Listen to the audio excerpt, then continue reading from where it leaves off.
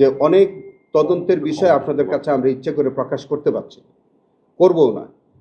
কারণ আমাদের তদন্তের কিছু কৌশল আছে, অনেকগুলো বিষয় আছে যেগুলোতে আমাদের যারা পারপেট্রেটর আছে, অপরাধীরা আছে, তারা অনেক কৌশল জেনে যায়, জেনে গেলে আমাদের তদন্তে ব্যাঘাত ঘটে। সেই সব কারণে আমরা অনেক কিছু আপনাদের কাছে আমরা প্রকাশ করতে পারবো না বা করবও না। আপনারাও ইনশাল্লাহ আমি মনে করি যে আপনারা আমাদেরকে ইনসিস্ট করবেন না এই বিষয়ে। যেগুলো প্রকাশ করার মতো ইনশাল্লাহ অবশ্যই সবগুলো আপনাদের কাছে আমরা প্রকাশ করব।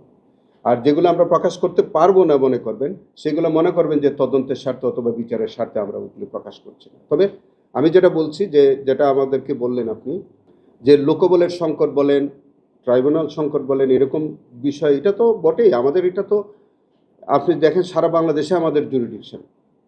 আমরা যদি সবগুলো অভিযোগ যদি আমরা কালেক্ট করে আমাদের এখানে নিয়ে আসি, তা আমাদের কয়েকশো না কয়েক হাজার মামলা হয়ে যেতে পারে। তো সঙ্গত কারণে আমাদের এখন যে লোকবল বা যে সেট আপ আছে, তাদের উপরে তো এখন ওভারবার্ডেন আমরা আছি। আমরা দেখেন আমরা সারা দিন এখানে কাজ করি। আমরা এখানে বসে তদন্তের কাজ করতে হয়। আমাদের যে তদন্ত সংস্থা আছে, ওনাদেরকে আমাদের সার্বক্ষণিক আমাদের সহযোগিতা করতে হয়। ওনারা দফায় দফায় আমাদের কাছে আসেন, আমরা তাদেরকে সহযোগিতা করি।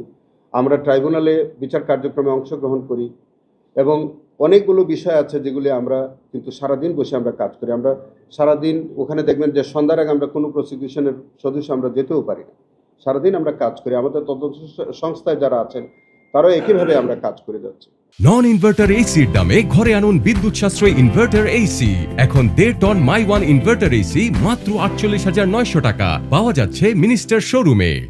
আমাদের আরও কিছু বিষয় আছে। আমাদের সারা বাংলাদেশে আমাদেরকে ভিজিট করতে হয়, আমাদের স্পটগুলো দেখতে যেতে হয়, সেখানে আমাদের ভিকটিম পরিবারের সাথে কথা বলতে হয়।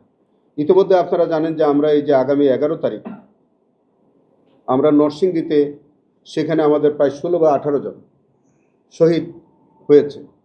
সেটা একটা বিশাল ইনভেস্টিগেশন। আমরা স্পটে আমাদের প্রসিকিউশন টিম, আমাদের তদন্ত সংস্থার লোকজন, আমরা ব্যক্তিগতভাবে আমরা আগামী 11 তারিখে আমরা যাচ্ছি। এরকম করে আমাদের প্রায় অনেকগুলো জেলাতে আমাদের অনেক পরবর্তী কর্মসূচি আছে।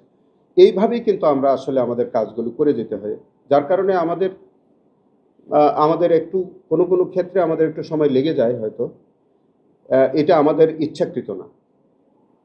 আমাদের এই মানে তদন্তের যে ব্যাপকতা, এইগুলা করবার ক্ষেত্রেই হয়তো আমাদের একটু সময় লেগে যায়, অন্য কিছু না।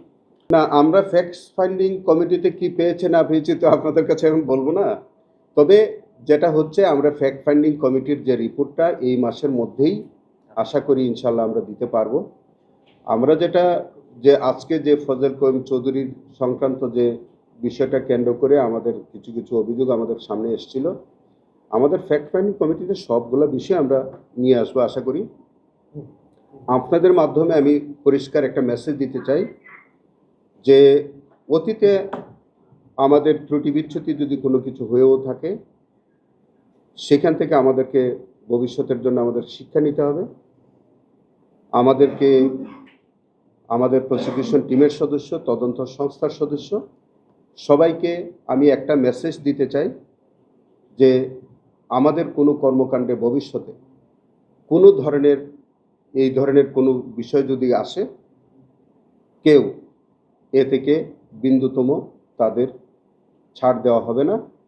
আমাদের সর্বাগ্রে আমাদের এই ট্রাইব্যুনালের ইমেজ, আমাদের এই ট্রাইব্যুনালের ইমেজ রক্ষার জন্যে আমরা কেউ কোনো অপরাধ, কেউ কোনো ধরনের ত্রুটি বিচ্যুতি হলে সেটা আমরা ছাড় দেব, এবং এটা আমাদের খুব ক্লিয়ার মেসেজ। আমরা বরাবরই আমি বলে আসতেছি, ভবিষ্যতে একই বক্তব্য। আমাদের ফ্যাক্ট ফাইন্ডিং কমিটিতে হয়তো সেই মেসেজটা আমরা ক্লিয়ারলি আরও বলে দেব।